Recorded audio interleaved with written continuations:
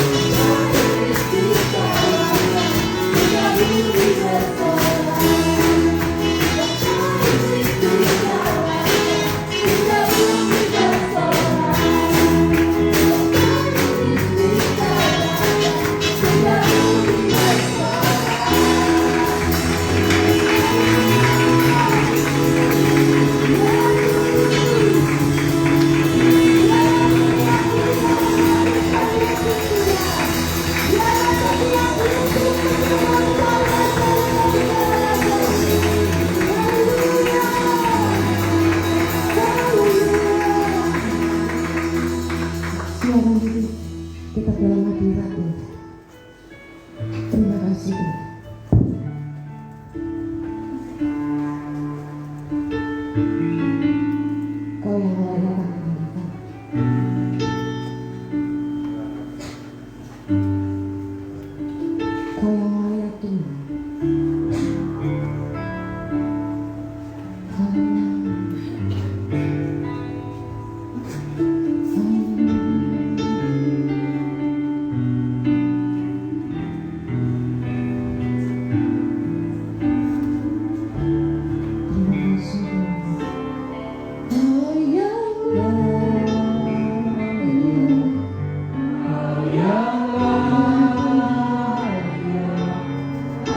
yang layak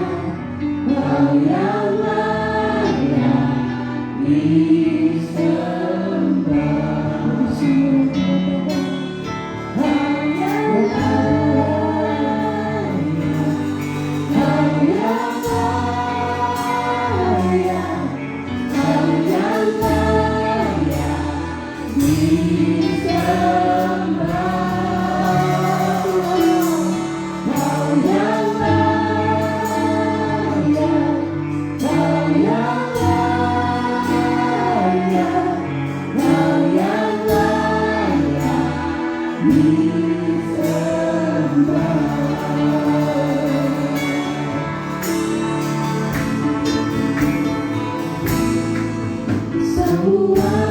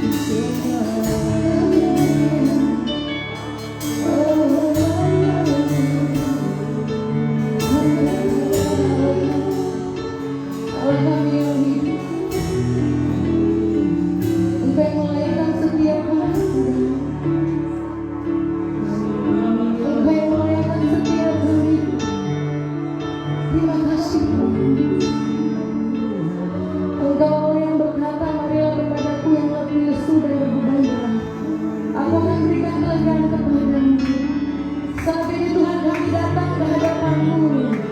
Kami mengangkat tangan hari Tuhan. Kami katakan Engkau Allah yang dahsyat. Engkau Allah yang luar biasa. Engkau Allah yang memperhatikan setiap kehidupan kami.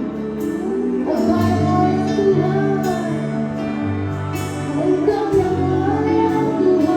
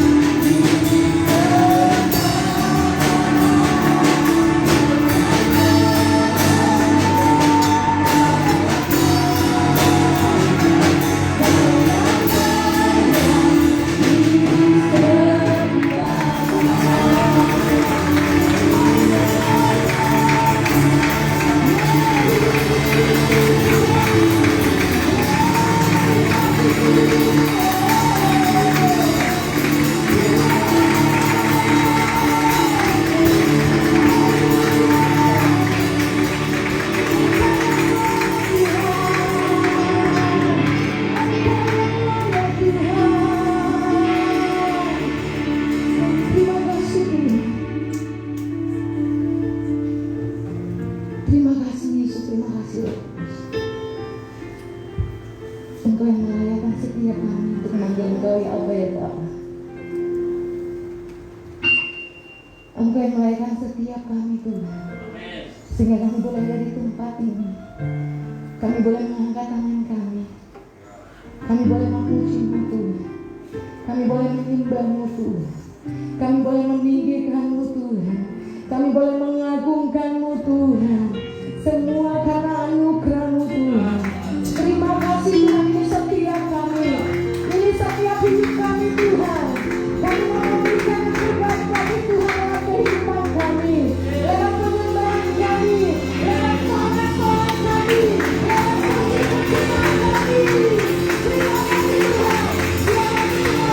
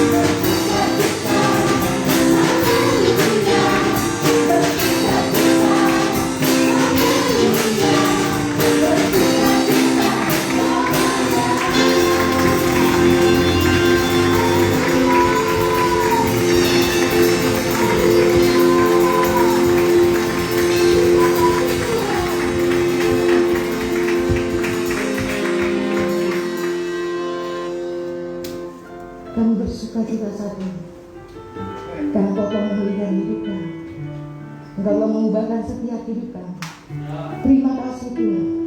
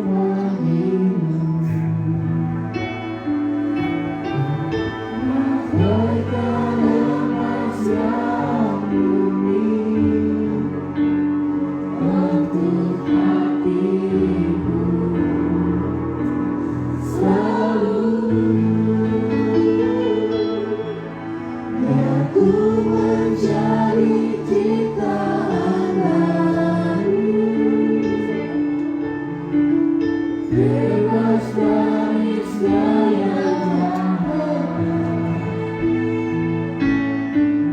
serupa dengan gambarmu,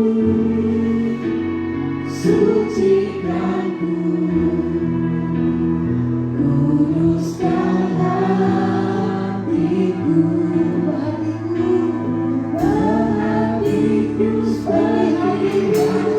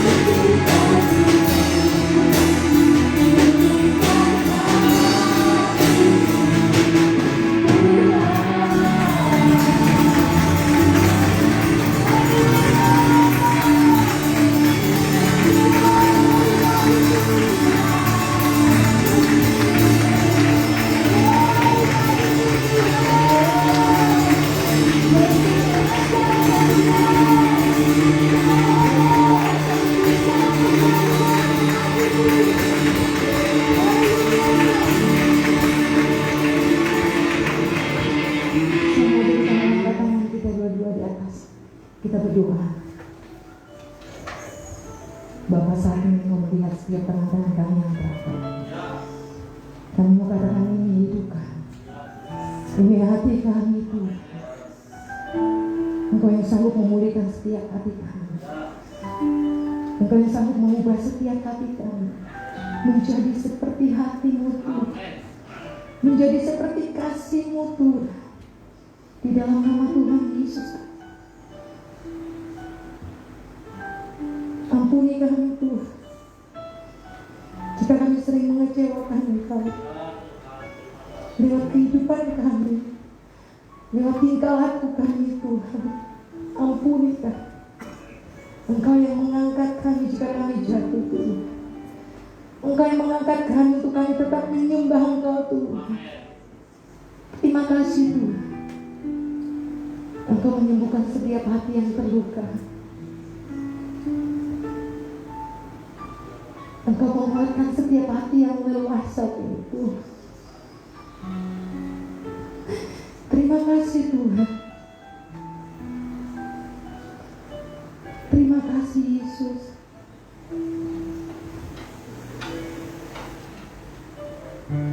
Basuhi setiap hati kami yang kering dengan hadirat-Mu, agar kami tetap menikmati hadirat-Mu dimanapun kami berada, dimanapun kami duduk, dimanapun kami berdiri, dimanapun kami berjalan. Kami tetap menikmati hadirat-Mu, karena Engkau ada bersama-sama dengan kami. Terima kasih Tuhan. Terima kasih Yesus, terima kasih Roh Kudus.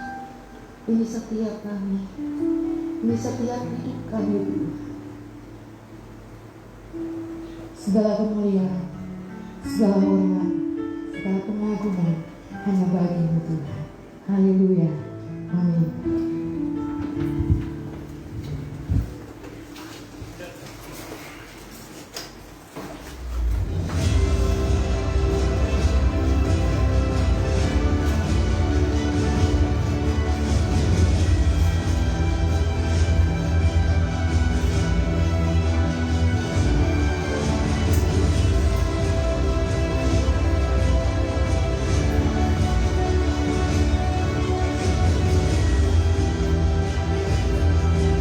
Shalom, kekasih Kristus. Senang bisa berjumpa kembali lagi bersama dengan Bapak Ibu yang Tuhan Yesus kasihi. Kita tiba pada akhir daripada bulan Januari di tahun 2021. Dan kalau kita ada sampai saat ini, kekasih Kristus, semua hanya karena anugerah Tuhan. Amin. Amin, saudara.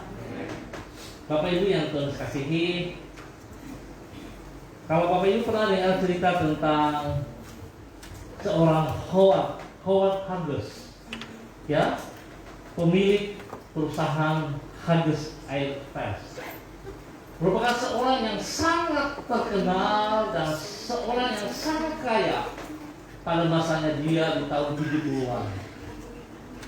Bapak Ibu yang Tuhan kasihi, Howard Hughes meninggal pada tahun 76, ya. Dan dia meninggalkan harta kekayaannya lebih daripada 100 triliun rupiah pada waktunya dia. Bapak Ibu bisa melihat bahwa dia adalah orang yang sangat-sangat kaya pada masanya dia. Satu saat dia sedang berjalan-jalan di daerah Texas, dan dia menginap di sebuah hotel. Dan kebetulan hotel yang dia menginap itu di depannya ada sebuah kasino. Kasino itu bernama Silver Slipper. Dan pada saat dia mau istirahat malam, dia sangat terganggu, kekasih Kristus, sebab tahu kan kalau kasino bagaimana suasananya. Lampunya, suaranya berisik sekali. Lalu dia meminta supaya itu lampu-lampu dimatikan, suara-suaranya itu dimatikan. Tapi kan yang jelas yang petugas kalau saya tidak mungkin bisa mengizinkan seperti itu, karena mereka punya tugas bekerja. Lalu si Howard kesal, dia membeli itu kasino, ya, dia membeli total dan dia tutup. Tapi apakah dengan sistem atau cara yang dia lakukan itu memuaskan dia? Tidak, dia kasih Kristus. Saudara tahu, saat dia mau tidur sangat susah tidur karena pikirannya kepada harta bendanya. Keluarganya tidak harmonis, saudaraku. Saudara bisa melihat, ternyata harta kekayaan tidak menjamin sebuah kebahagiaan. Sekali lagi, harta kekayaan tidak menjamin sebuah kebahagiaan. Howard meninggal pada tahun 76, dan saudara tahu apa yang terjadi atas tubuhnya? Dia merupakan orang yang kurang gizi. Meninggal dengan berat badan hanya 41 kilo. Ya, padahal dia orang kaya. Semuanya tersedia untuk dia. Tetapi ternyata dia meninggal dengan kurang gizi. Saudara tahu, saya membaca ceritanya ini, kukunya sangat panjang, rambutnya panjang. Kenapa sih? Ternyata dia tidak berani untuk ketemu dengan orang, untuk harus memotong kukunya atau memotong rambutnya. Dia sangat ketakutan. Ya, sangat ketakutan.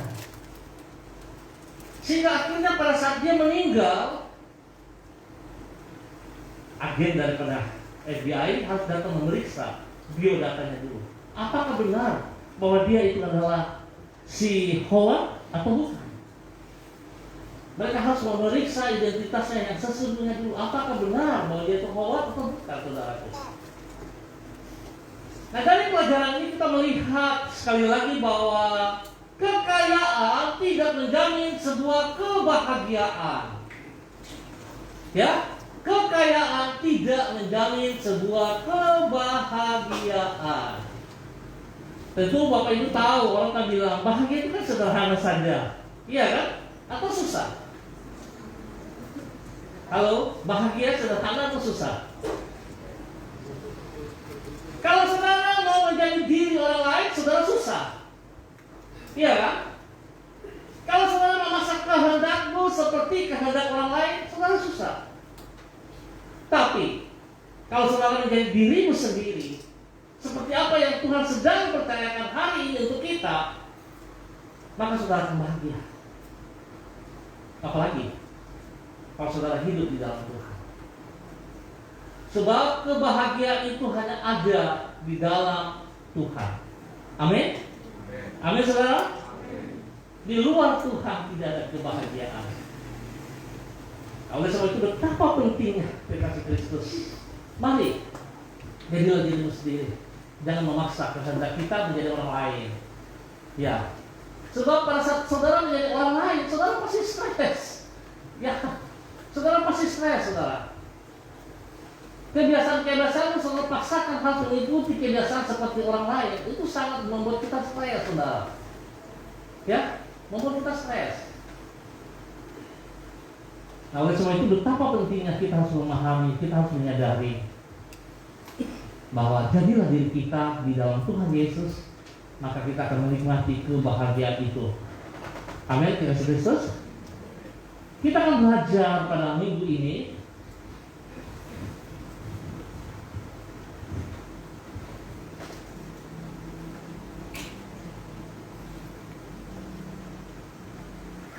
ya, saya kembali kita melihat tanggal 1.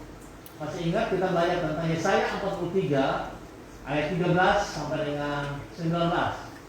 3 poin yang telah kita belajar: bagaimana memandang ke arah yang benar, kedua memandang dengan wawasan yang benar, ketiga memandang dengan sikap yang benar. Bapak Ibu yang Tuhan kasihi, saya sangat berharap materi atau pelajaran bulan Januari ini coba kita lihat baik-baik dan kita telusuri apakah saya sudah melakukannya atau belum. Sebab ini sangat menentukan langkah hidup kita ke depan di dalam tahun yang baru ini, dikasih Kristus. Ya, saya katakan jangan nanti akhir tahun kita bertobat lagi, Tuhan ampuni saya gagal. Kita mulai lagi tahun depan sesuatu yang baru, tapi ternyata begitu dan begitu saja. Sesuatu yang sangat melelahkan, saudaraku. Kita jangan seperti itu. Tapi mari kita melihat sebuah perubahan terjadi. Kalau topik tema kita tahun ini restart, awal yang baru, maka kita betul-betul mulai sesuatu yang baru. Bukan hanya asal jadi. Ya, tapi betul-betul yang baru.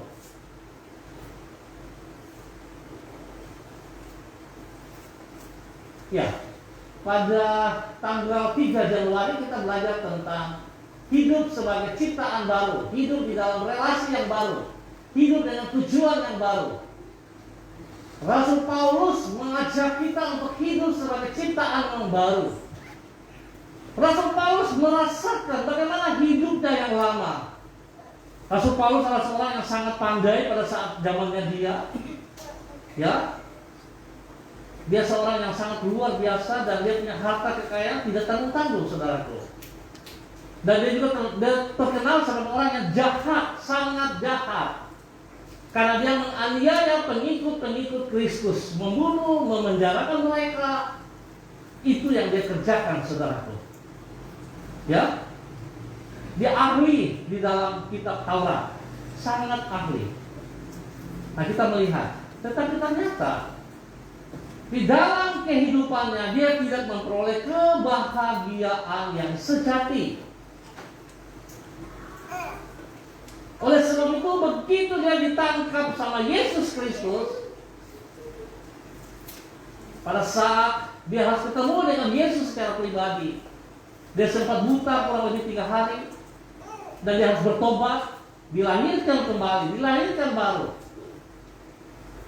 Pada kelahiran barunya dia katakan bahwa aku hidup, tapi bukan aku hidup, melainkan Yesus Kristus yang hidup di dalam aku. Bagaimana Bapak Ibu, Saudara dan saya hari ini? Kalau kita mengalami kelahiran baru, apakah Yesus ada dalam hidup kita atau tidak, saudaraku? Perlu dipertanyakan. Ya, perlu dipertanyakan. Sebab hari ini, kalau kita bilang kita percaya Yesus, tapi Yesus tidak memimpin hidup kita, bahwa sesungguhnya kita tidak percaya kepada Yesus. Kalau saudara melihat di Eropa sana atau di Inggris hari-hari ini, saudara lihat begitu banyak gereja-gereja yang besar, tetapi di dalamnya kosong. Bahkan banyak gereja hari ini ditutup, dijual, dipakai untuk barbar dan sebagainya. Bahkan maaf, ada juga dijual untuk orang-orang yang dari sekitar. Kenapa bisa demikian, saudara? Karena sesungguhnya di dalam kehidupan setiap pribadi orang percaya tidak ada Yesus Kristus di dalamnya. Sehingga kita tidak bisa melihat siapa kita yang sesungguhnya. Paulus menyadari akan hal itu. Sehingga dia mengajak supaya kita hidup sebagai ciptaan baru. Hidup dalam relasi yang baru. Hidup dengan tujuan yang baru. Ya, relasi, hubungan. Nah, Bapak Ibu yang saya kasihi, kita lihat di dalam pelajaran sepanjang bulan ini dalam 2 Korintus pasal 5 ayat 13 sampai 19, Paulus menjelaskan ada 4 wujud dari kehidupan baru. Ada 4 wujud dari kehidupan baru. Tentu saudara masih ingat? A new direction, arah yang baru. 10 Januari 2 Korintus pasal 5 ayat 13. Kita sudah belajar hidup dengan tujuan yang baru. Tujuan yang jelas. Tidak ngarang-ngarang, tidak asal, tapi punya tujuan yang jelas. Sehingga kita bisa mencapai target, saudaraku. Tapi kalau kita tidak punya tujuan yang jelas, itu yang membuat kita kacau. Ya, kalau kemudian hidup dengan tujuan untuk menyenangkan siapa? Hati Tuhan, bukan menyenangkan diri kita. Menyenangkan hati Tuhan, menenangkanmu, senangkanmu. Hanya itu apa? Benarkah saudara rindu untuk menyenangkan Tuhan? Kalau kita mau menyenangkan Tuhan, berarti kita mengabaikan kepentingan kita, saudara. Kalau kita mau menyenangkan Tuhan, kita tidak emosional, kita tidak egois, tapi kita mengutamakan Tuhan lebih dari setiap berkat-berkat yang kita peroleh.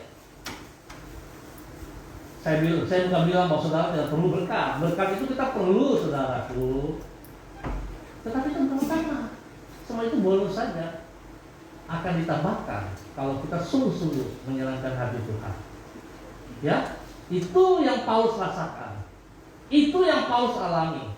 Sehingga Paulus berkata, aku melupakan, aku meninggalkan, aku melupakan apa yang ada di belakangku. Dia menganggap semuanya itu sampah. Jeripaya yang dia lakukan di luar Kristus dianggap itu semuanya sampah. Dia melepaskannya dan dia mengarahkan diri kepada tujuan yang Tuhan Yesus sedang percayakan kepada dia. Ya. Lalu kemudian hidup dengan tujuan untuk menjadi berkat bagi sesama. Menjadi apa? Saudara sudah jadi berkat? Halo? Saudara sudah jadi berkat? Maaf, berkat itu jangan bicara duit ya. Berkat itu jangan bicara uang, doku-doku, pirit. Bukan itu, saudara. Tapi bagaimana hidup kita yang ada pada diri kita. Dapatkah kita pergunakan itu menjadi berkat bagi orang-orang lain di sekitar kita? Talenta yang ada pada saudara, kelebihan yang ada pada saudara, apakah saudara sudah pergunakan untuk menjadi berkat bagi orang lain? Atau saudara yang simpan untuk dirimu sendiri? Saudara egois. Ya, saudara egois. Yang paling celaka kalau saudara merasa bahwa saudara sangat dibutuhkan. Yang terlibat dalam pelayanan merasa bahwa saya dibutuhkan, saya diperlukan. Saudaraku, betapa jahatnya pikiranmu. Ya, sesuatu yang sangat keliru. Tapi kita bisa melepaskan cara pandang kita seperti itu, saudara. Ya, harus kita bisa melepaskan. Saudara, pelayanan, ingat saya selalu katakan, pelayanan bukan selalu di dalam gereja, bukan. Pelayanan yang sesungguhnya adalah di luar gereja sana. Bagaimana waktu saudara bekerja? Bagaimana waktu saudara hidup di dalam sebuah rumah tangga? Bagaimana waktu saudara masuk dalam pendidikan? Bagaimana waktu saudara bermasyarakat? Itulah pelayanan yang sesungguhnya. Jadi bukan waktu di dalam gereja. Kalau saya katakan masuk gereja itu munafik. Ya, bukan nabi pikiran kotor ya. Adakah orang yang masuk gereja yang berusaha masuk dengan apa adanya? Saya pikir tidak. Semua akan berusaha menampilkan yang terbaik. Pakaiannya bagus, sepatunya bagus, rambutnya juga bagus, ya macam-macam deh. Tapi begitu keluar pintu, aslinya keluar. Nah, kita belajar dari Rasul Paulus untuk mau melepaskan semuanya itu, mau meninggalkan semuanya itu. Ya, kita harus berani melepaskannya. Kalau saudara berani melepaskannya, maka sepanjang tahun ini saudara akan melihat sesuatu yang berubah dalam hidupmu. Saudara akan mengalami kasih Tuhan dalam hidup. Tapi kalau tidak sulit. Nanti dari waktu ke waktu kita begitu lagi. Nanti kita sama seperti kapal selam. Ya, tahu kapal selam toh? Kalau kapal selam jalan di tengah laut bagaimana? Lebih banyak di dalam air, betul ya? Begitu dia awal tahun, dia keluar pelabuhan, dia mulai tenggelam di bawah. Nanti akhir tahun, bulan Desember dia mulai muncul. Tuh. Kan seperti itu kita hidup. Akhir tahun kita mulai merapat di gereja. Kita mulai dekat dengan tujuan minta ampun, saling mengampuni, berusaha untuk memperbaiki semua kelakuan-kelakuan kita. Tetapi begitu tahun baru kita tenggelam kembali kepada kehidupan kita lagi yang lama. Dan itu berulang. Apakah kita tidak capek? Ya, saudaraku, apakah kita tidak capek? Saya pikir jangan seperti itu. Pengikut Kristus harusnya jelas. Ya, pengikut Kristus harus jelas. Lalu kemudian berikutnya saudara, a new perception, persepsi yang baru. Pada tanggal 17 Januari dari 2 Korintus pasal 5 ayat 14 sampai 15. Poin pertama kita telah belajar tentang persepsi akan mempengaruhi motivasi dalam hidup kita. Ya, cara pandang. Motivasi dalam hidup kita seperti apa, saudara? Positif, negatif, egois, emosional. Kita melihat, ya, mempengaruhi motivasi dalam hidup kita. Lalu kemudian pada minggu berikutnya, poin kedua berbicara tentang mempengaruhi tata nilai. Tata nilai.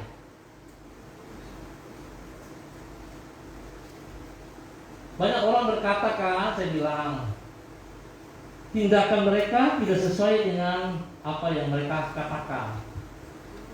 Lalu mereka membela diri, saya seperti itulah Bapak. Kondisi saya seperti itu, tapi hati saya murni, hati saya tulus. Gak bisa, saudara. Apa yang keluar dari mulutmu itu dari hatimu, saudara. Ya, saudara bisa pelajari sendiri deh.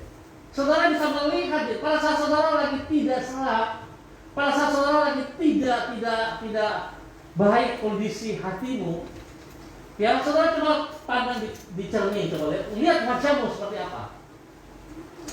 Ya, muka makan berat. Dan saudara bisa bilang, muka saya seperti begitu. Tidak, saya percaya tidak deh. Saudara akan banggakan bahwa saya cantik. Begitu saudara lihat di wajah, di cermin dalam kondisi berat, saudara tidak akan mengakui itu saudara-saudara. Tetapi saudara berbohong kepada orang lain dengan mengatakan bahwa saya seperti itu, tapi hati saya tulus. Saudara tidak bisa. Ya, tidak bisa, saudara. Nah, oleh sebab itu betapa kita dituntut untuk memiliki kerendahan hati. Kerendahan hati. Masalah yang kita hadapi merupakan sebuah proses pembentukan. Tanpa masalah kita tidak bisa dibuat menjadi yang lebih baik, saudara. Jadi berpikir positif. Masalah itu jangan membuat kita jauh dari Tuhan. Justru masalah itu membuat kita semakin dekat dengan Tuhan, saudaraku. Karena itulah pembentukan, itulah proses. Sebuah cincin yang mengkilat, cincin emas, itu melewati proses. Harus dipotong, diasah, diketuk-ketuk, dibakar, dibentuk, baru bisa menjadi cincin yang bagus, saudaraku. Tanpa melewati proses itu tidak akan menjadi cincin yang mahal. Ya, jadi betapa pentingnya, saudaraku, kita juga dibentuk seperti itu untuk memiliki nilai di dalam kehidupan kita. Saya selalu berkata, saudara ingat, nilai hidupmu seperti apa? Sebesar apa? Pengorbanan Kristus di atas kayu salib. Itu nilai hidup kita. Kalau nilai hidup kita begitu sangat mahal, seharusnya kita mempertahankan itu dalam kehidupan kita, saudaraku. Ya, kita harus mempertahankan. Bukan kita sudah memiliki nilai yang mahal, tapi kita mainnya di combrang-combrang itu, main di tempat-tempat yang kotor. Waduh, sayang sekali gitu loh. Ya, kalau mutiara dibuang di becek-becek gimana kira-kira, saudara? Sayang kan? Ya, sangat sayang gitu loh. Kalau saudara tahu saudara adalah orang-orang yang bernilai senilai kematian Yesus di atas kayu salib, maka seharusnya saudara tidak boleh sama dengan orang dunia. Penampilanmu, perkataan-perkataanmu, tindak tandukmu, saudara harus memiliki integritas Kristus di dalam hidupmu, saudara. Ya, katakan ya, tidak katakan tidak. Jangan terulang balik. Ya, jangan terulang balik.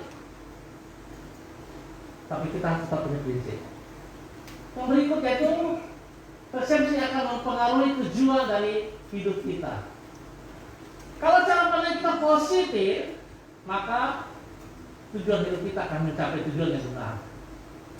Ya, akan mencapai tujuan yang benar. Kalau saudara datang ke gereja, tujuannya untuk apa? Halo? Saudara masuk ibadah, tujuannya untuk apa? Untuk apa? Halo? Saudara tidak tahu? Saudara masuk ibadah tujuannya untuk apa? Oh, begini banyak orang nggak tahu. Tujuannya untuk apa? Melayani, apa lagi? Menyenangkan hati Tuhan.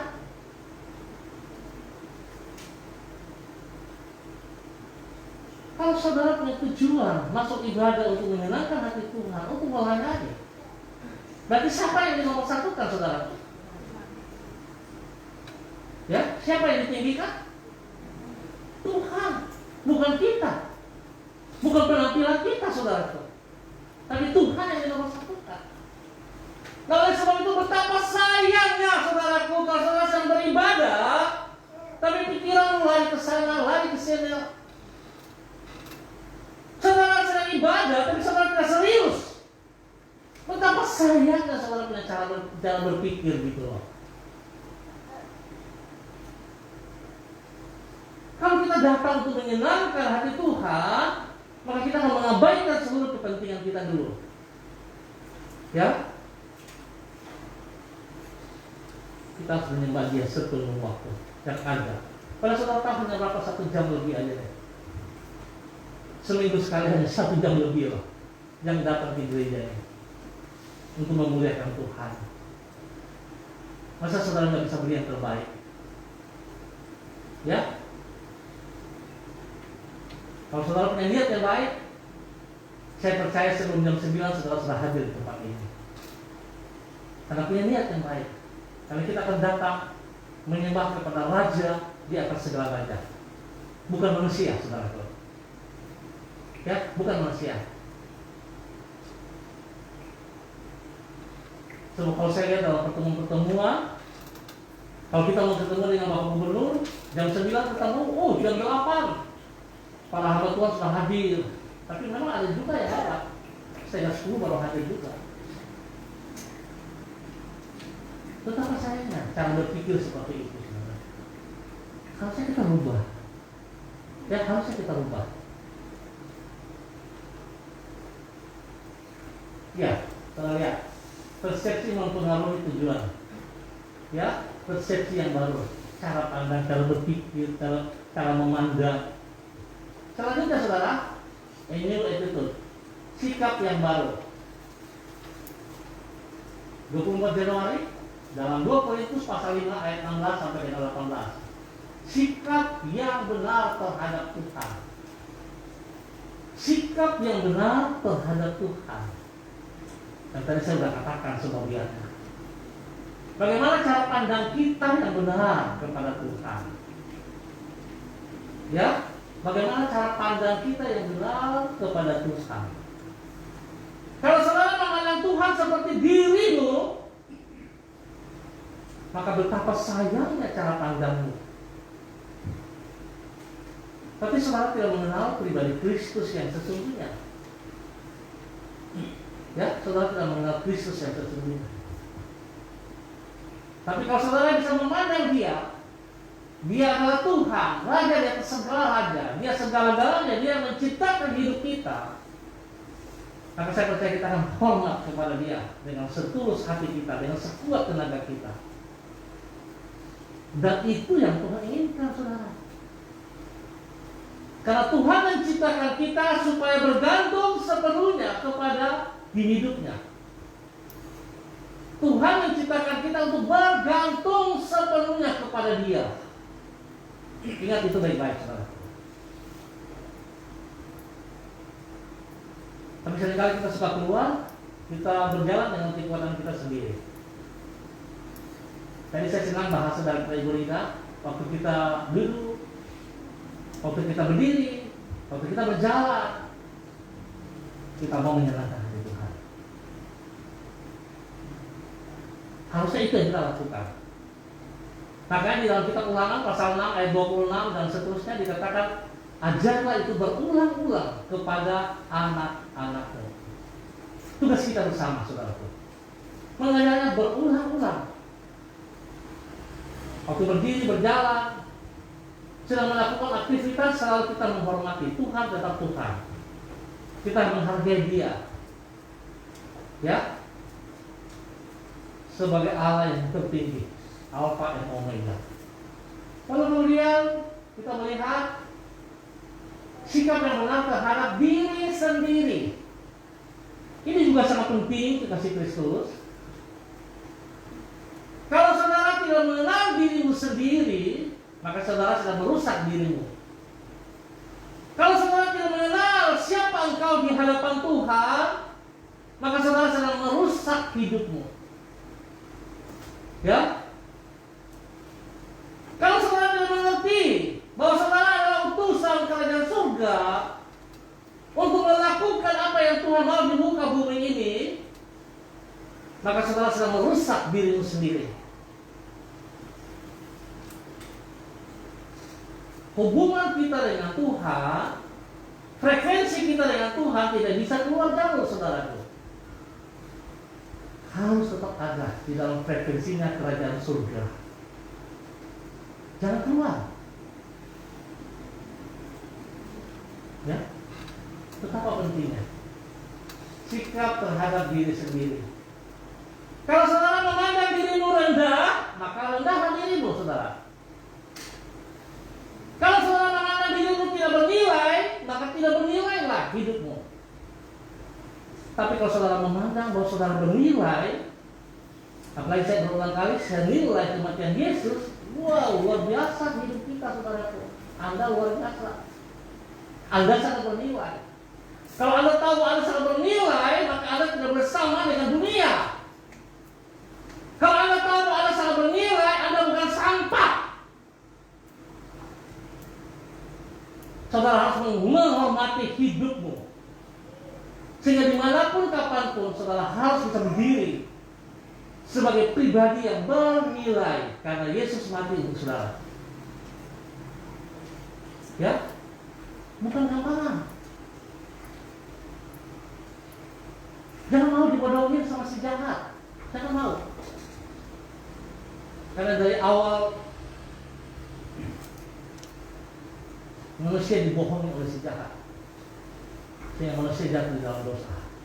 Kita jangan mau terulang lagi. Setelah kita ditebus oleh Yesus Kristus, kita diciptakan baru, kita jangan mau dibohongi oleh iblis. Ya, jangan mau. Kita ciptaan baru, harus mempertahankan identitas kita sebagai ciptaan baru itu, saudara. Ya. Berikutnya terhadap sesama manusia.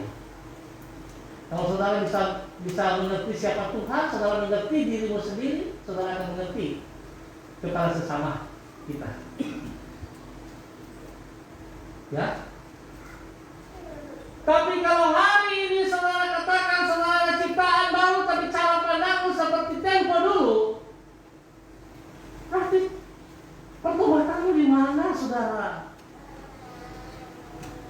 Pertobatanmu di mana sesungguhnya?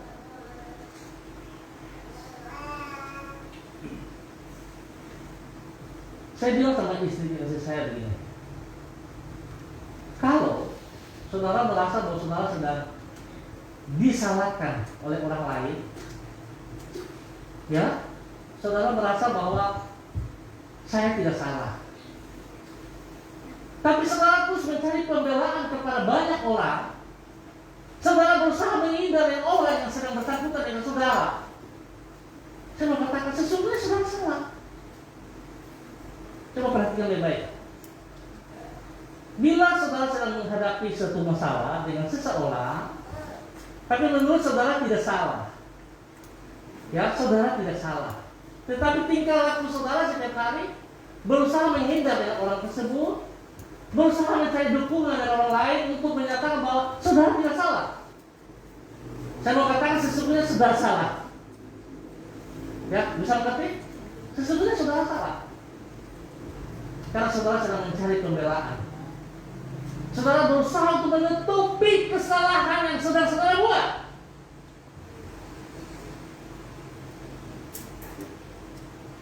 Kalau saudara tidak salah, kenapa mesti takut? Berhubungan dengan orang yang bersangkutan, hadapi saja. Tidak salah kan? Kenapa takut? Kenapa harus mencari pembelaan dari orang lain? Saudara punya Tuhan. Kalau saudara katakan seserahkan ke Tuhan, ya jangan cari pembelaan dari orang lain. Biar Tuhan yang bekerja. Dan saya paling ngeri kalau Tuhan bekerja. Ya, saya paling ngeri kalau Tuhan bekerja. Tidak main-main. Nah, oleh sebab itu, betapa pentingnya 3 poin ini. Waktu Pak Agung menyampaikan, saya sangat diberkati. Saya mengevaluasi kembali pertobatan saya. Saya melihat kembali perjalanan hidup pertobatan saya. Apakah ada perubahan atau tidak? Jangan-jangan sampai saya menyampaikan firman Tuhan, saya mengajar, ya, saya memimpin kesan, saya memimpin DK, saya memimpin sekolah minggu, saya memimpin image, tapi ternyata hidup saya sama kayak tempo dulu. Apa artinya, saudaraku? Saya terlibat dalam pelayanan, tapi hidup saya sama seperti tempo dulu. Pertobatannya saya nggak ada perubahan. Apa artinya, saudaraku? Ya, coba kita evaluasi kembali. Pertobatan kita seperti apa? Apakah kita betul-betul metanoia atau epistepo? Ya, kalau kita metanoia, kita tidak egois, kita tidak mementingkan diri kita sendiri. Tidak ada alasan untuk kita datang menyembah kepada Tuhan dengan sekuat tenaga kita. Tidak ada alasan, saudaraku. Tidak ada alasan saya tidak punya waktu, saya sedang sibuk ini, saya sedang ini, saya sedang itu. Tidak ada alasan, saudaraku. Kalau saudara punya pertobatan yang sungguh-sungguh metanoia, maka harus ada perubahan yang total dalam hidup kita. Selanjutnya, A new relationship. Pada hari ini kita akan belajar relasi yang baru. Ada 3 poin yang kita belajar. Dari 2 Korintus pasal 5 ayat 19. Kita memerlukan rekonsiliasi dengan Allah, pemulihan. Kedua, kita akan mengalami rekonsiliasi dengan Allah karena anugerah. Dan ketiga, mengembangkan berita rekonsiliasi dengan Allah. Baik, kasih terus dengan cepat kita akan belajar sama-sama. Mari kita baca dari kitab 2 Korintus pasal 5 ayat 19. 2, 3. Sebab Allah dunia dengan dirinya oleh Kristus yang tidak memperhitungkan pelanggaran mereka.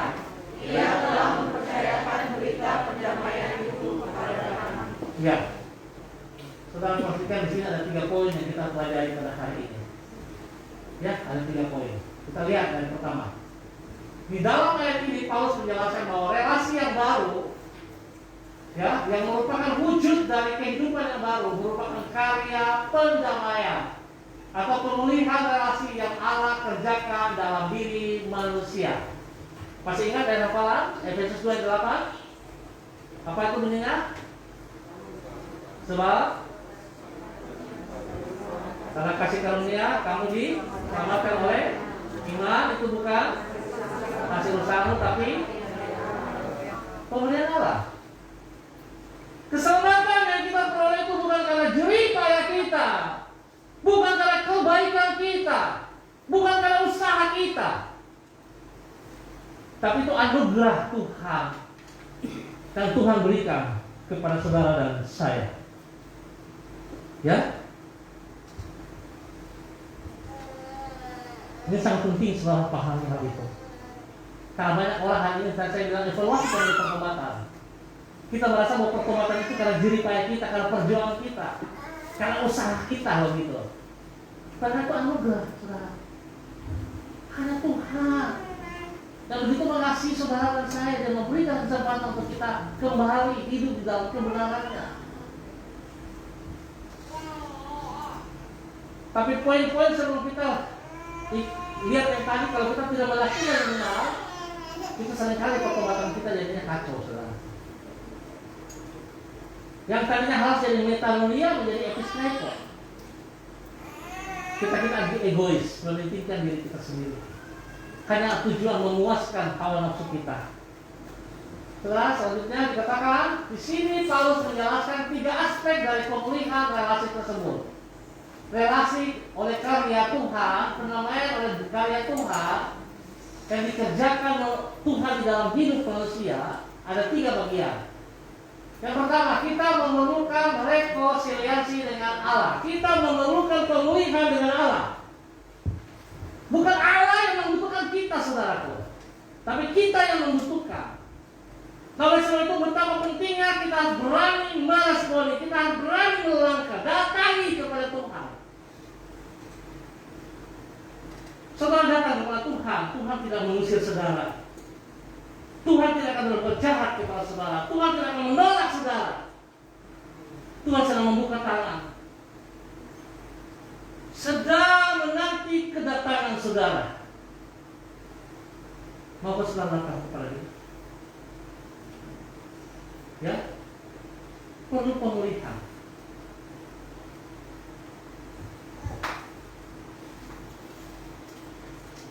Kalau saudara melihat di tanah Papua ini, banyak daerah yang belum bisa menerima kemerdekaan yang mereka peroleh hari ini. Kan sesungguhnya belum ada rekonsiliasi di antara mereka dengan pemerintahan RI saat ini. Ya, bagaimana banyak orang-orang Papua yang dianiaya pada awal-awal NKRI mau masuk. Dan ini belum ada pemulihan secara lokal, saudara. Itu yang menekan. Ya, seperti kejadiannya di Fiji, saudara. Bagaimana hamba-hamba Tuhan masuk ke sana selalu dibunuh, tidak pernah tidak. Fiji tidak besar, tetapi hari ini mereka terkenal sebagai satu kota yang sangat diberkati. Mereka melakukan pemulihan. Bagaimana seluruh bangsa Fiji bertobat dan mereka minta ampun kepada Tuhan. Mereka melakukan rekonsiliasi dengan hamba-hamba Tuhan punya turunan-turunan. Dan mereka diberkati. Ya, saudara. Saya mengikuti cerita di Fiji. Mereka kalau tanam wortel itu, wortelnya bisa sebesar-besar tangan kita. Ya, besar, sangat diberkati oleh Tuhan. Dulu kalau mereka mencari ikan harus jauh keluar daerah laut, pantai di tengah-tengah. Tapi hari ini di depan pesisir pantai aja mereka sudah bisa dapat ikan yang besar-besar. Karena Tuhan memberkati mereka. Saya tidak berbicara tentang sebuah suku. Saya tidak berbicara tentang sebuah komunitas yang besar. Tapi mulailah dari diri kita sendiri. Mari saudara, kita perlu penyelesaian dengan Tuhan secara pribadi. Saudara tahu, kalau kami hanya mengingatkan, tugas kami mengingatkan, ya. Maka sering kalau saudara sebagai pemimpin, saudara mengingat orang-orang yang saudara pimpin, bagaimana perasaanmu? Sering disalah mengerti kan? Ya kan? Waktu disalah mengerti bagaimana? Mundur? Ya janganlah. Yesus juga diludah. Ingat, Yesus juga dilempar, bahkan Yesus ditikam. Dia tidak mundur. Dia lebih contoh untuk saudara dan saya. Kita harus tetap bertahan. Karena memang saudara adalah utusan daripada kerajaan Allah. Saudara ingat itu. Saudara ditempatkan di muka bumi ini untuk meneruskan, untuk melakukan apa yang Tuhan mau, bukan kemauannya kita. Kalau kita mengerti akan hal ini, maka saya percaya hidup kita diberkati. Ya, hidup kita diberkati.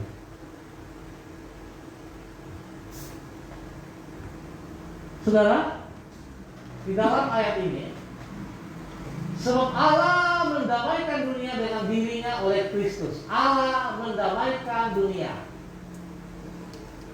Saudara perhatikan baik-baik bahwa Allah tidak pernah punya rancangan untuk membuat manusia jatuh dalam dosa. Manusia jatuh dalam dosa karena manusia berontak kepada Allah. Ya, begitu manusia jatuh di dalam dosa, maka Allah yang penuh dengan kasih merencanakan kembali rekonsiliasi, merencanakan kembali pemulihan manusia dengan Allah itu sendiri. Dan Allah sangat tahu bahwa manusia tidak bisa melakukan hal itu.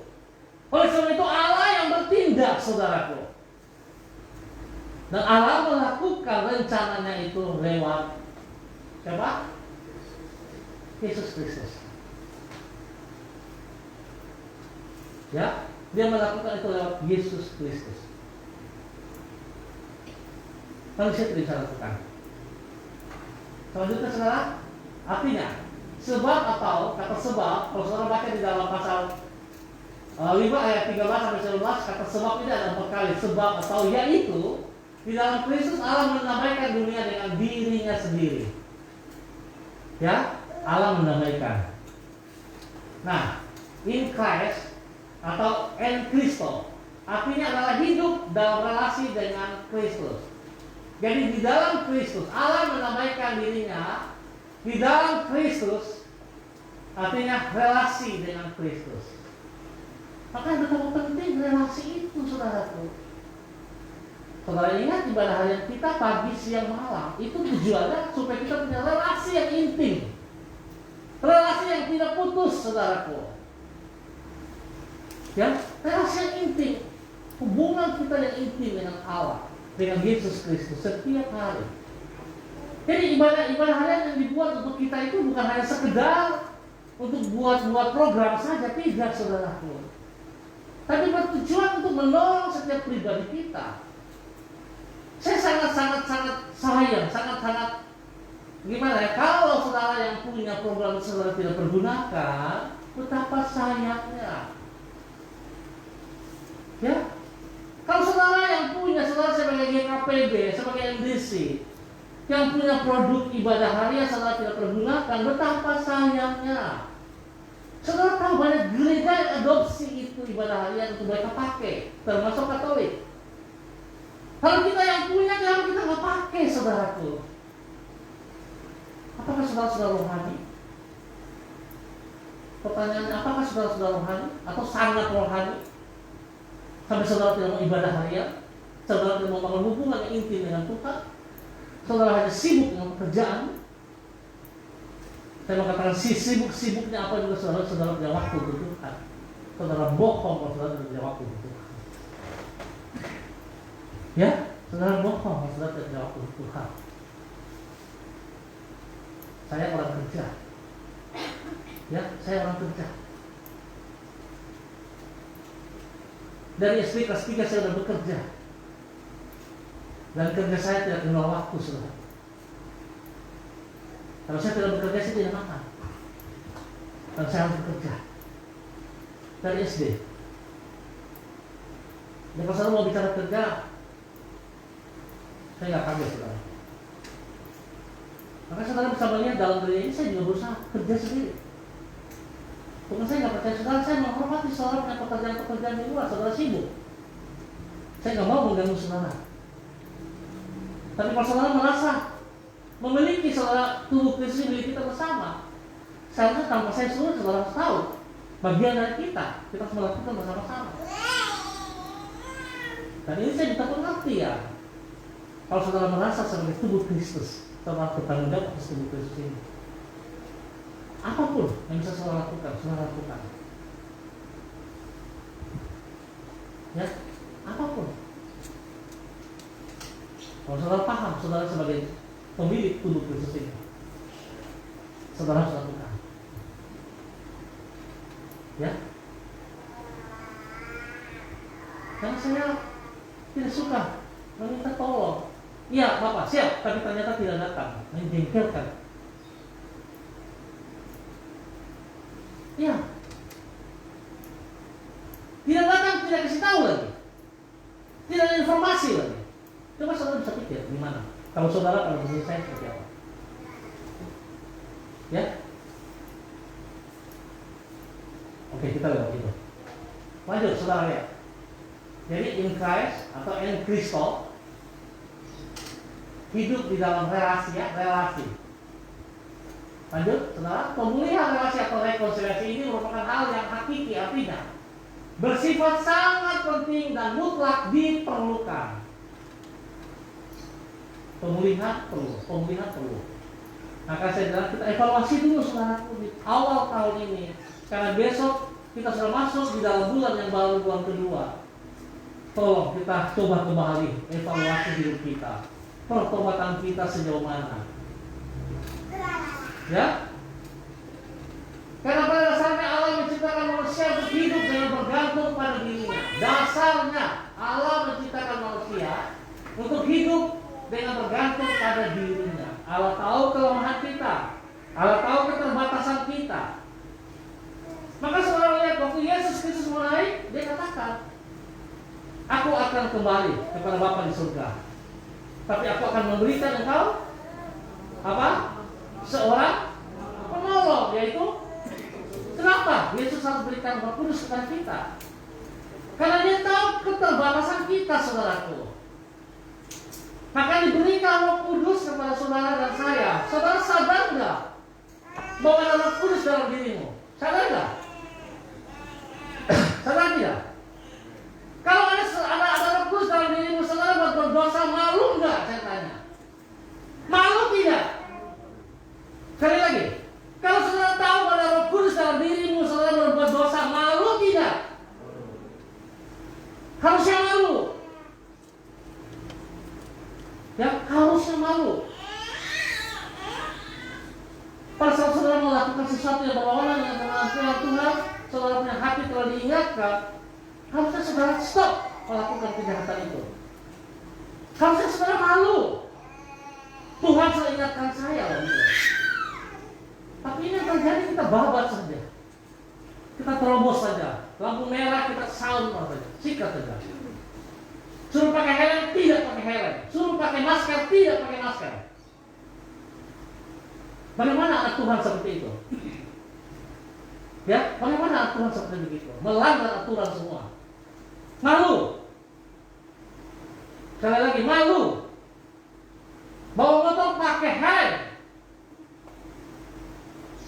Bukan seenak perut kita. Ada aturan.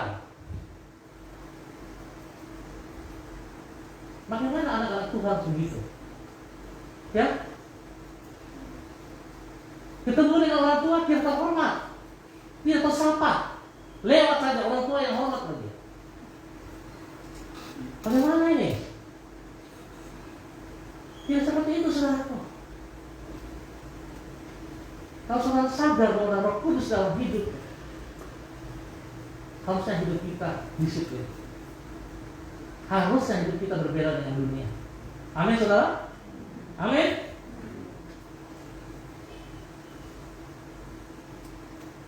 Sehingga hanya kalau manusia memiliki relasi yang harmonis dengan Allah, barulah ia akan mengalami kehidupan yang sejati atau kebahagiaan yang sebenarnya.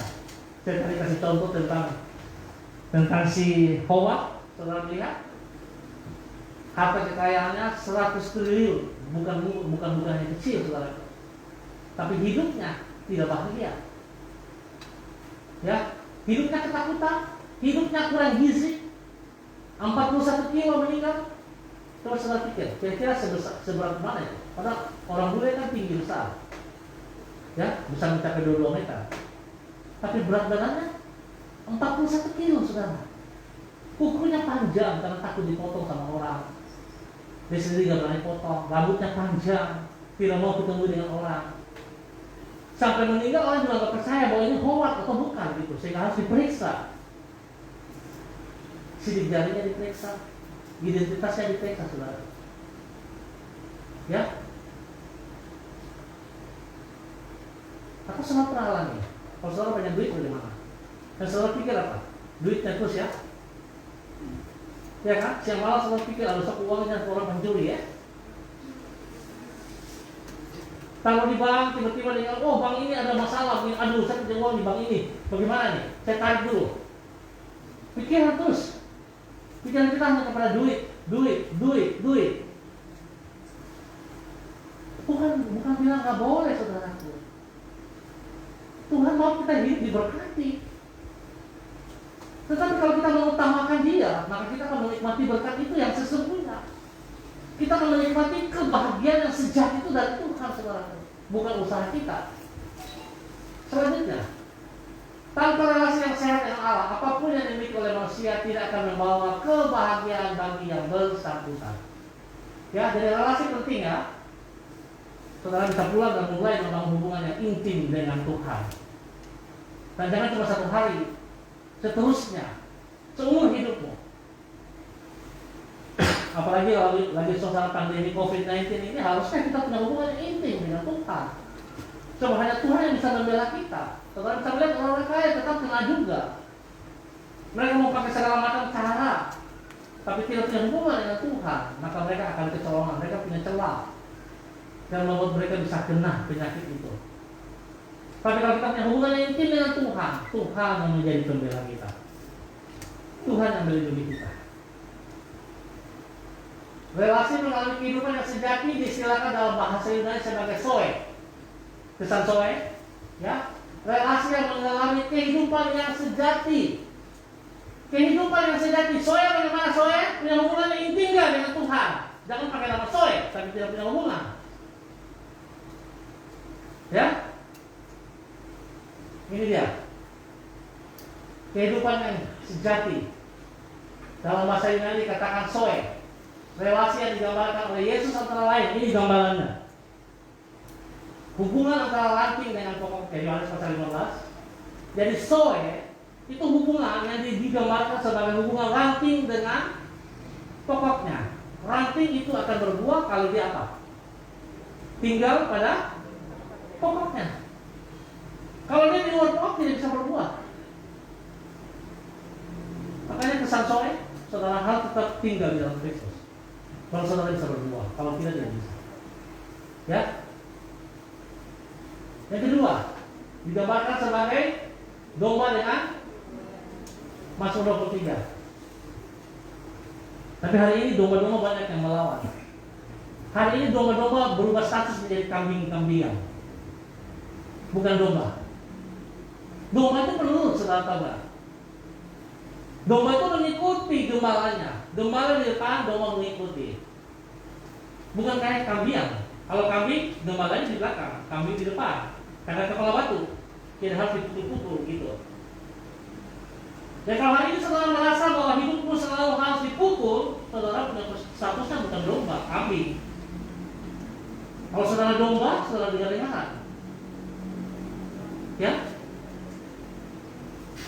Maka demikian Yesus katakan dia adalah gembala yang agung, kita adalah domba-dombanya. Kalau Yesus berfirman, kita harus dengar dan kita lakukan, bukan kita melawan, bukan kita berontak.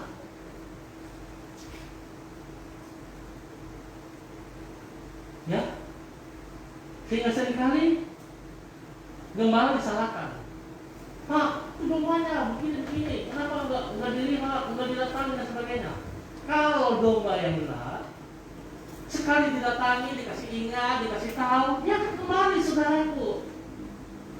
Tapi kalau sudah didatangi, sudah didoain, dan sebagainya tidak mau kembali, dia bukan domba. Ya, dia bukan domba, saudara, dia kambing.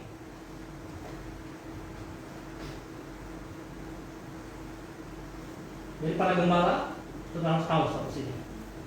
Jangan saudara stres dengan domba-domba yang kepala batu. Ya, jangan saudara stres. Percayalah, kalau saudara juga sebagai gembala dan saudara juga taat kepada gembala yang agung, maka saudara akan diberkati. Amin. Itu bagian kita, ya.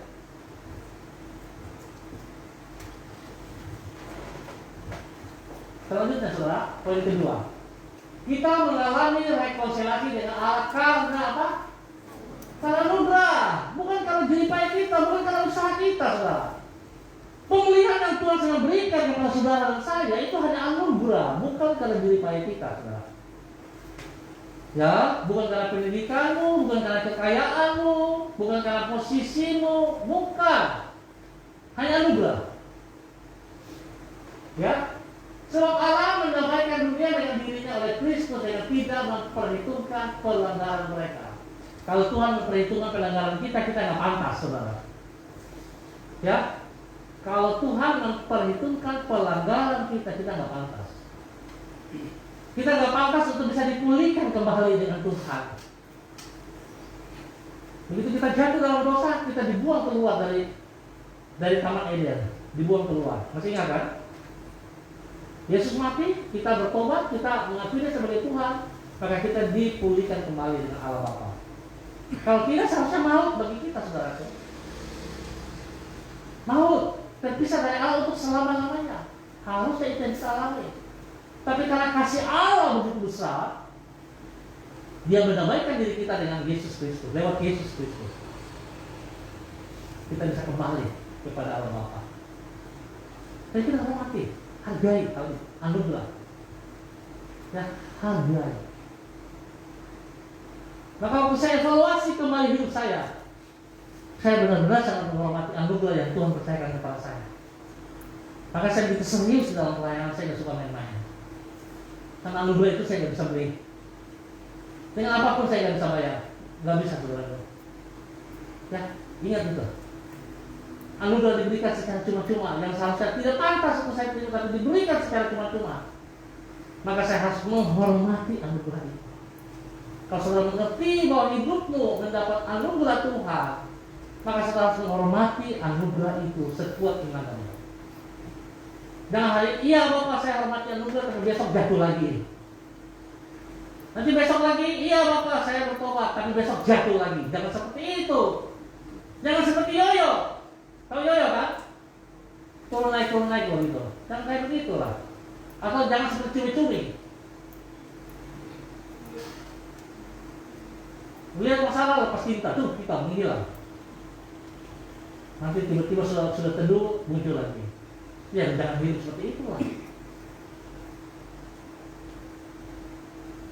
Fokus saudara sendiri.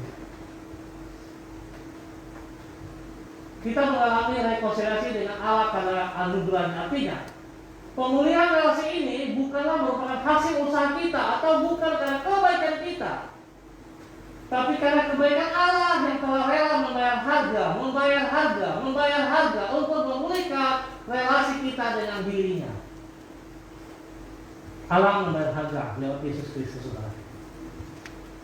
Ya, bukan kita, saudara. Harusnya kita hormati hal itu.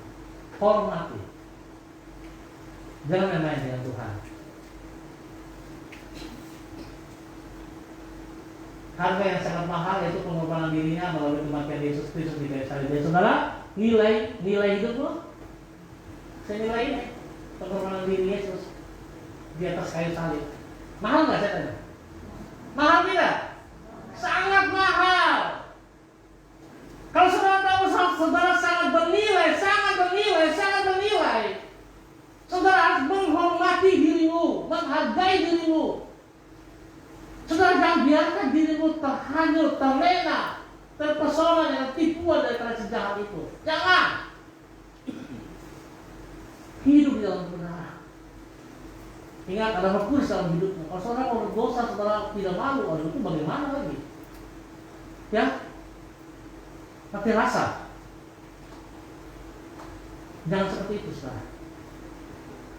3. Kita mengemban berita rekonsiliasi dengan Allah. Ia telah mempercayakan berita pendamaian itu kepada kami. Jadi tugas saudara dan saya untuk mewartakan kebenaran firman Tuhan itu, untuk mewartakan bahwa Yesus telah mati untuk saudara, Yesus telah menebus saudara. Itu tugas kita bersama, saudara. Bukan bahwa pendeta punya tugas. Sebab di dalam Alkitab tidak dikatakan tugas dari seorang pendeta itu mewartakan Injil Kristus. Tidak ada, saudaraku. Di dalam Alkitab dikatakan tugas daripada orang-orang yang mewartakan Injil Kristus adalah orang-orang percaya. Saudara orang percaya? Kalau saudara orang percaya, saudara punya tugas untuk mewartakan dimanapun saudara bekerja. Saudara harus bisa menyampaikan kasih Kristus kepada orang-orang yang sudah ada di sekeliling saudara. Kenapa saudara tidak bisa mewartakan? Karena saudara tidak hidup di dalam kasih Kristus. Ya? Kenapa saudara sulit untuk mewartakan kasih Kristus? Karena saudara sendiri tidak merasakan kasih Kristus dalam hidupmu. Tidak hidup di dalam kasih Kristus, tidak merasakan kasih Kristus dalam hidupmu. Maka saudara sulit untuk bisa mewartakan kasih Kristus itu. Ya? Kalau sadar, setiap kita tidak yang benar, tidak ada, saudara. Setiap kita bisa masalah, setiap saat bisa masalah. Dan saya selalu bilang masalah itu proses. Kita bisa bikin masalah, orang bisa bikin masalah. Itu biasa, saudaraku. Tapi tidak membuat kita jauh dari kasih Kristus. Justru di dalam masalah itu semakin menguji kita mengasihi dia atau tidak. Kalau kita mengasihi dia, berarti kita melepaskan pengampunan kepada orang-orang yang menyakitkan kita. Atau kalau kita sedang menyakitkan orang, kita juga mau minta ampun. Itu adalah orang-orang yang hidup di dalam kasih Kristus. Tapi kalau kita tidak bisa, sudah. Tidak bisa. Ya. Bukan saja kita memerlukan rekonsiliasi Allah dan mengalami rekonsiliasi tersebut karena anugerahnya, Allah juga mempercayakan kita tugas yang besar, yaitu mewartakan berita rekonsiliasi tersebut kepada orang lain. Tugas kita bersama. Amin, saudara. Amin. Jadi minggu depan saya lihat setiap orang datang bawa satu jiwa, ya. Atau dikesan deh. Sebab minggu depan kan kesan sudah berjalan, ya. Dimulai dari masing-masing ketua, masing-masing gembala. Ya, kesan dimulai pada setiap gembala. Mulai dari tempat gembala. Kesan jangan bikin makan-makan, ya. Jangan repot dengan makan-makan. Air putih cukup. Permen 1 biji juga cukup. Nggak usah sibuk dengan makan-makan. Tapi kalau saudara mau kasih keluar, silakan saja. Tapi P5 tidak boleh dipakai. Ya. Tapi saya serius, jangan sibuk dengan makan ya. Kenapa? Sebab terjadi yang saya lihat, kalau kesan kita sibuk makan, masak-masak, yang punya rumah tidak ikut kesan. Ya, yang punya rumah tidak ikut kesan. Karena tujuan kesan di rumahnya itu untuk dia bisa mengalami anugerah Tuhan. Tapi dia sibuk dengan masak-masak terus, bekerja terus. Ya, jangan seperti itu dong. Ya.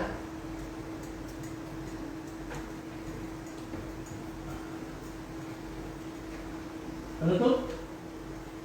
Sudahkah kehidupan Anda diperdamaikan yang Allah? Saudara yang tahu. Saudara sudah diperdamaikan yang Allah? Saudara yang tahu. Kalau belum, datang kepada Tuhan. Ya, datang. Kalau saudara tidak mau datang, saudara tidak akan pernah diperdamaikan dengan Tuhan. Ingat. Kalau saudara tidak datang kepada Tuhan, saudara tidak akan pernah didamaikan dengan Tuhan. Sebab ini anugerah sedang ditawarkan kepada saudara. Berikutnya, sudahkah Anda memelihara relasi yang dipulihkan melalui perjumpaan dengan Allah dalam kehidupan Anda setiap hari, ibadah harian, ya? Menjaga hubungan, relasi, bukan orang lain, bukan gembala kesan yang terus menjaga kalian punya hubungan, bukan. Pribadi. Setiap pribadi kita, saudara. Dan tugas gembala-gembala kesan yang ingatkan. Tugas daripada bapak-bapak, imam-imam juga mengingatkan kepada istri, kepada anak cucu. Itu hanya mengingatkan. Tapi pribadi pun yang menentukan. Nanti anak-anak bilang begini, Bapak atau Opa, bagaimana kita bisa melakukan hubungan? Saya tidak pernah lihat Bapak punya hubungan juga dengan Tuhan. Saya tidak pernah lihat Mama baca Alkitab. Bagaimana? Anak-anak sekolah dulu kita kan sekarang pandai. Saudara kasih ingat mereka, tapi kalau saudara tidak lakukan, mereka akan protes. Mereka kritis hari ini. Saudara minta berdoa, mereka tidak pernah lihat saudara berdoa. Mereka kritis, saudara. Kita nggak bisa salahkan mereka, ya. Kita nggak bisa salahkan mereka. Oleh sebab itu kita yang harus menjadi pelaku. Imam berfungsi sebagaimana mestinya. Imam pegang peranan dalam rumah tangga. Sebab Tuhan datang, Tuhan mencari imam, bukan cari istri. Ya, Tuhan cari imam.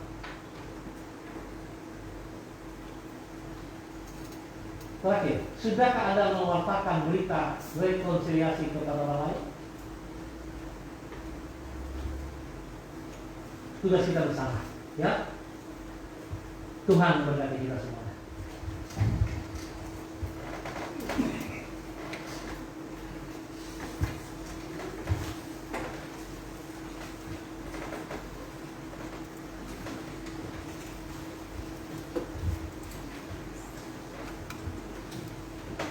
Mari kita berdoa.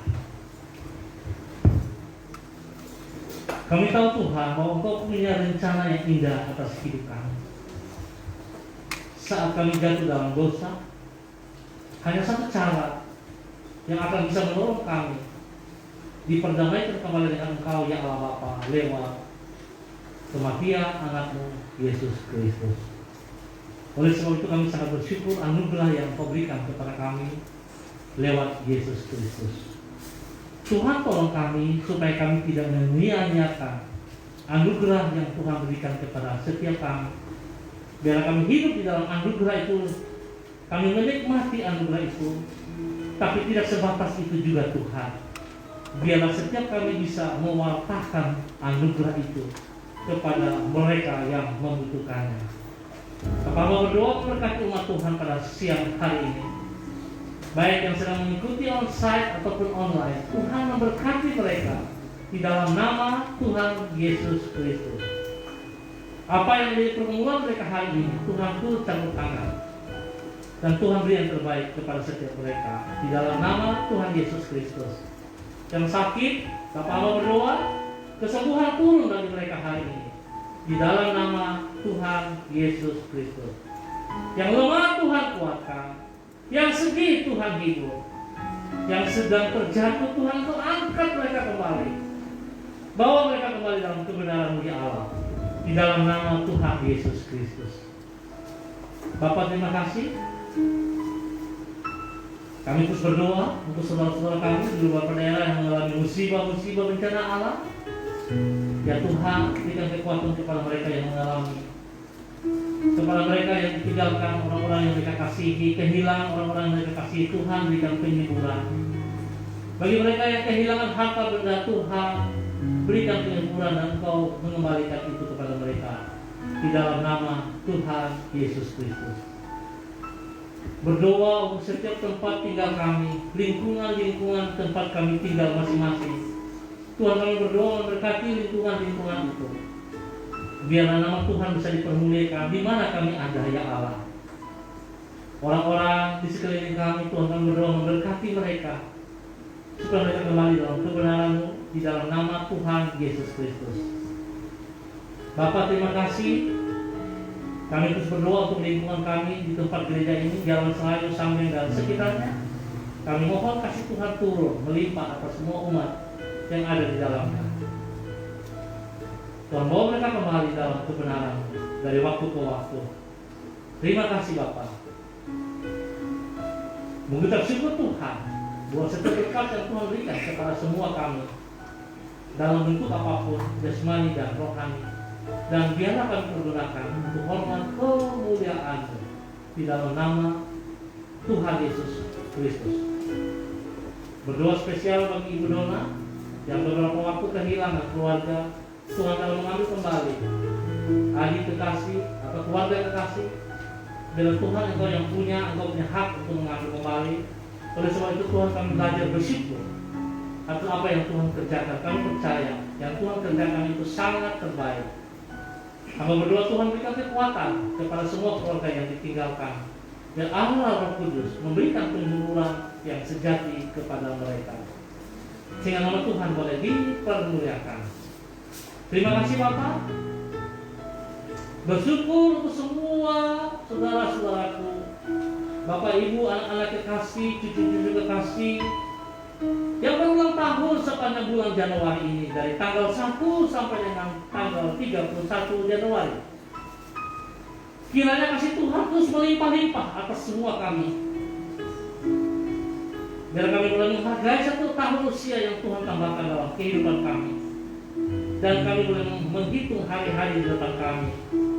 Dengan bertambah 1 tahun usia bagi hidup kami, demikian juga berkurang 1 tahun usia kami di muka bumi ini. Oleh sebab itu biarlah kami mempergunakan waktu yang ada sebaik-baik mungkin untuk memuliakan nama Tuhan. Bapak terima kasih. Berkati mereka, berkati kami semua yang berulang tahun sepanjang bulan Januari ini. Tuhan terima kasih. Mengucap syukur untuk semua hamba-hamba Tuhan yang melayani sepanjang hari ini, pagi sampai dengan malam hari. Biarlah kasih Tuhan yang dinyatakan, kebenaran Tuhan dinyatakan. Terima kasih Bapa. Di dalam nama Tuhan Yesus Kristus kami naikkan syukur kami. Haleluya. Semua yang berkati sama-sama katakan amin.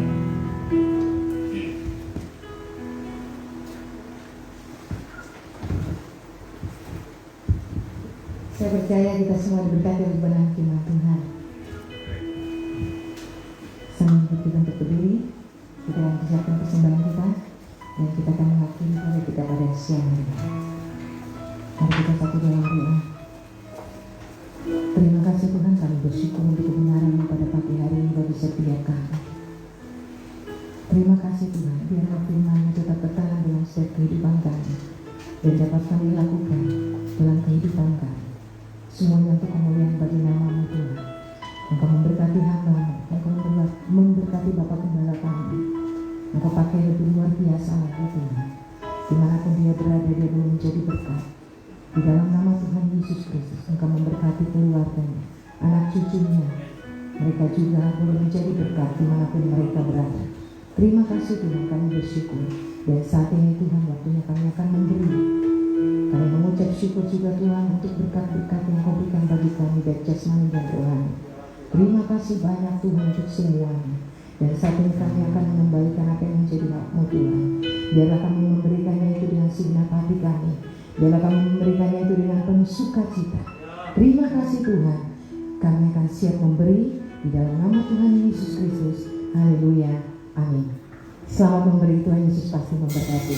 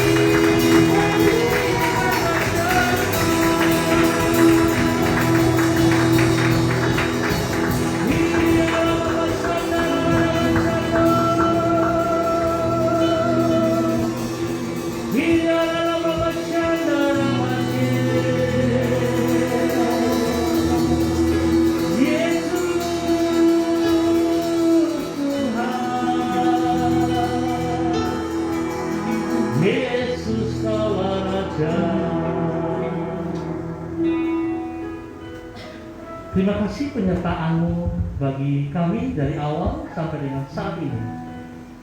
Anugerah-Mu melimpah atas kami dan kami menyambut anugerah-Mu itu dengan penuh sukacita di dalam nama Tuhan Yesus Kristus. Bersyukur dan terima kasih untuk keluarga daripada Bapak Heri, Terdakwa dan Ibu Desi yang telah Tuhan sembuhkan. Dan biarlah kesembuhan yang Tuhan berikan total 100%, pemulihan terus terjadi dan mereka terus boleh memuliakan Tuhan dari hidup mereka di dalam nama Tuhan Yesus Kristus. Terima kasih Bapak. Kami akan meninggalkan tempat ini kembali ke dalam hidup rumah tangga masing-masing. Dan biarlah Tuhan sepanjang Minggu berjalan, kekuatan-Mu menyertai kami, kasih-Mu menyertai kami, dan kami melakukan oleh tuntunan Roh Kudus dalam pimpinan firman-Mu, sehingga apa yang kami kerjakan dengan kedua belah tangan kami, Tuhan Yesus Engkau buat berhasil di dalam nama Tuhan Yesus Kristus. Kekasih Tuhan, angkat kedua tangan-Mu dan terimalah berkat Tuhan. Tuhan memberkati engkau dan melindungi engkau. Tuhan menyinari engkau dengan wajah-Nya dan memberi engkau kasih karunia. Tuhan menghadapkan wajah-Nya kepadamu dan memberi engkau damai sejahtera. Pulanglah, jadilah berkat. Salurkan, wartakan kebenaran firman Tuhan kepada setiap orang yang kita jumpai. Di dalam nama Tuhan Yesus Kristus, semua yang berkati sama-sama katakan amin. Bapak Ibu yang Tuhan kasihi, dengan demikian maka berakhir sudah ibadah raya Gereja Kristen Perjanjian Baru, masa depan cerah yang berada di Jalan Selayu, Sanggen. Kita akan berjumpa pada minggu berikut. Tuhan memberkati kita semua. Shalom, salam NDC.